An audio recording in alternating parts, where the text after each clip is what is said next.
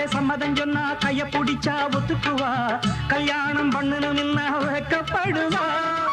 வேற ஏதும் சங்கடம் இல்ல சங்கதி எல்லாம் கத்துக்குவா விட்டு விலகி நின்னா கட்டி பிடிப்பா வெட்ட வெளியில் ஒரு மெத்த விரிச்சேன் தொட்டு மலர தொட்டு பறிச்சேன் மெல்ல சிரிச்சா கடவீதி கலகலக்கும் ஏன் காமக அவன் நடந்து வந்தா நம்ம பஸ் ஸ்டாண்டு பள பள பழக்கும் ஒரு பச்சை கிளி அது பறந்து வந்தா